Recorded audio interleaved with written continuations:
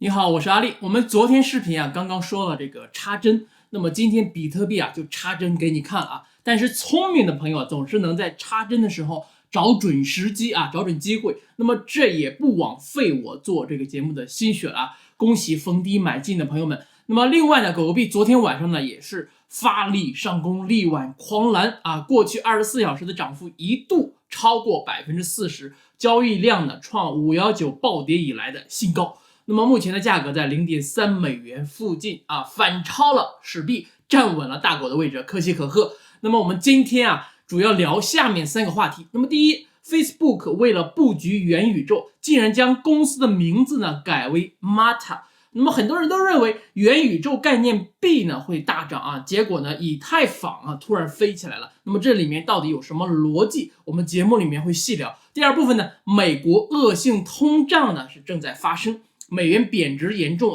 政府依然是在印钱放水。此次的通胀预期呢会不会波及全球我们的储蓄存款该怎么投资才能保值？那么第三部分昨晚狗狗币的爆发跟 Elon Musk 到底有没有关系？那么狗狗币和元宇宙有没有什么关系？好，我是阿力。如果你是第一次打开我的视频，我的频道呢是专注于加密货币和美股投资，希望你能够点击订阅让我们一起见证这个世界的浪潮。首先第一部分脸书改名为元宇宙。我们先来简单说一下这个元宇宙的概念其实元宇宙呢就是一个虚拟现实的网络世界如果你看过头号玩家这个电影的话就会很容易理解。那么这个元宇宙理论上应该呢是账号互通的，一个账号走遍所有的副本，所有的空间。那么打个比方如果说将来腾讯它也做了一个元宇宙的副本的话，那么你可以用脸书的账号进行登录，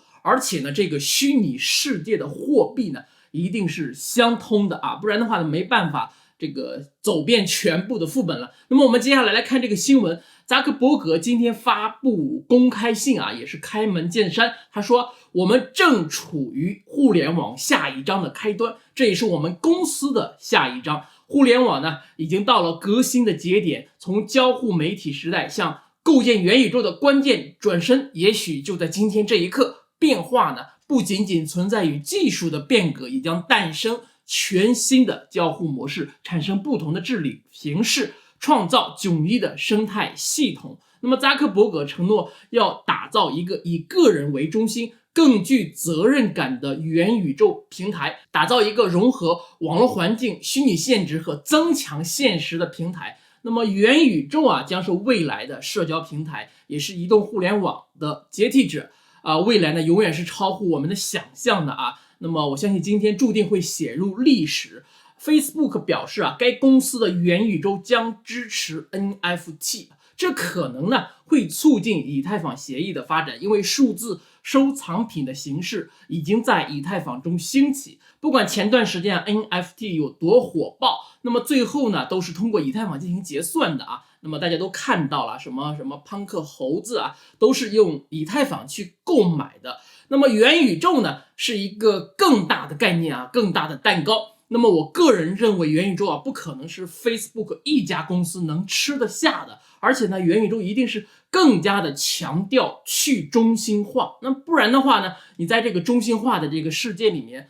待着好好的，为什么要去这个元宇宙呢？那就是因为去中心化。而这个 Facebook 呢它是一个中心化的公司这里面有一定的矛盾那么到底该如何去调和这个矛盾呢？我们只能拭目以待。但是话说回来元宇宙的构建呢它一定是离不开这些大公司的支持的。一旦元宇宙有了一个雏形用哪个货币进行支付将会是一个非常重大的讨论的课题。我个人认为以太坊是不足以承担作为支付的这个条件的，即便是升级为 2.0 之后，那么以太坊链上的这个负荷还是太重那么最有可能最理想的货币极有可能会是狗狗币。那么我希望大家都能够持币等到这一天。好，接下来我们看节目的第二部分恶性通胀的这个问题我相信很多朋友最近一定感受到了这个美国物价的飞涨的节奏这个大家看这个图片这是网友总结的去年9月份到今年9月份重要的生活物资的价格变化，大家可以看到就是涨幅是非常之大。那么如果说你用币本位的思维去思考这件事情，其实并不是物资在涨价，而是对应的美元在贬值。而美元贬值的直接因素呢，就是美联储毫无节制的印钱放水，政府的调控手段频繁出现问题，而恶性通胀呢，极有可能会在接下来的时间里面在全世界流行起来。那么这并不是我们今天所讨论的重点啊，因为这些宏观方面的这些事情啊，我们是无法改变的。那么我们能做的呢，就是让自己的这个资产和储蓄呢，如何保持价值，与此同时啊，还会带来一定的收益。那么这才是我们今天要讨论的重点。很明显啊，那么前面几年最好的投资方式呢，它一定是房地产。不管是哪个国家的房子，都经历了这个很大的涨幅。那么接下来，我相信投资加密货币或者是股票是一个更好的手段了。股票很容易理解啊，因为这个印出来的钱很大一部分呢就去了股市了。这个逻辑相信很多人都会理解，因为大家多多少少都经历过了，对吧？那么投资币圈是不是风险大了一些呢？我以我个人的这个经验来看啊，币圈虽然说起起伏伏波动很大，但是风险呢并不比股票更大。理由呢就是这个链上的数据啊全部都是公开的，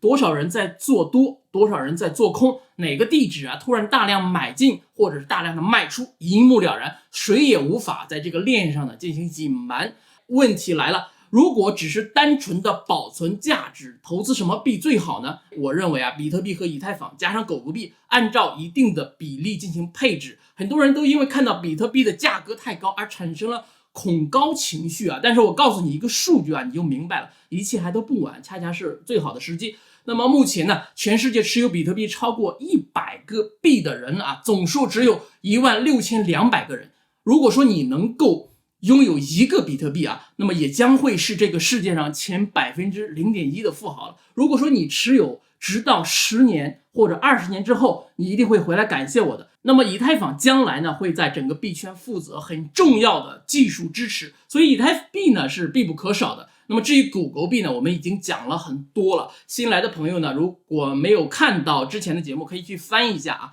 那么我们也会在今天的第3部分跟大家充值一下信仰。好，那么接下来看第3部分，狗狗币在很多朋友啊几经崩溃的时候突然爆发了。那么昨天晚上呢，我也是第一时间看到上涨之后啊，产生的第一个想法就是去看伊隆马斯克是不是发推特去这个讲狗狗币了，但是呢什么都没有发。所以昨天呢，狗狗币的爆发呢，只是庄家的这个单方面的想要主观的拉盘，而与此同时呢，史币出现了短时间的这个暴跌，让人不得不联想，是不是狗狗币和史币的庄家是同一伙人呢？那么史币达到历史高位之后，主力资金转移到了狗狗币。如果说狗狗币也创了新高，主力资金会不会再去比特币呢？到底是不是这个逻辑？只有他们自己能知道了啊。那么但是有一点我可以肯定啊，狗狗币上$1还一定是离不开 Musk 的。那么我昨天也提到了，特斯拉呢正在向美国证监会提出要恢复加密货币支付，而之前 Musk 是在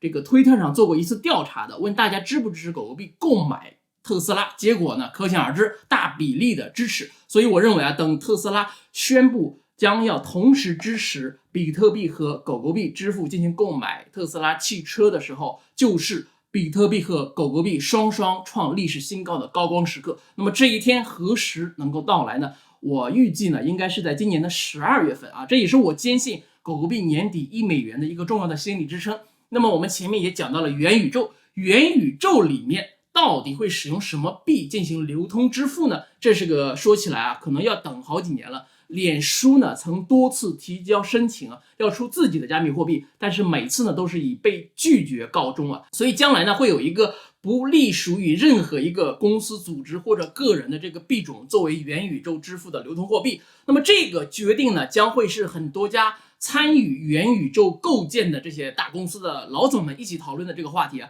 所以结局呢就是谁也不信任谁，最后的决定呢会选择一个无主的币。那么这个无主币呢，目前只有比特币和狗狗币。目前比特币它已经失去了支付的可能性了啊。第一方面是因为面值太大啊，除非他说将来以聪作为这个计价的单位，但是呢，问题是这个比特币它是通缩的一个模型啊，太容易被大财团进行控制了，不具备作为流通货币的条件。那么算下来，最后呢只有狗狗币了。狗狗币的总流通量呢是1300亿，每年增发5%。假设狗狗币占上了$1如果说有人想利用狗狗币成为万亿级别的富豪呢，也是相当的困难的因为呢，即便是他拿到了全世界上所有的狗狗币，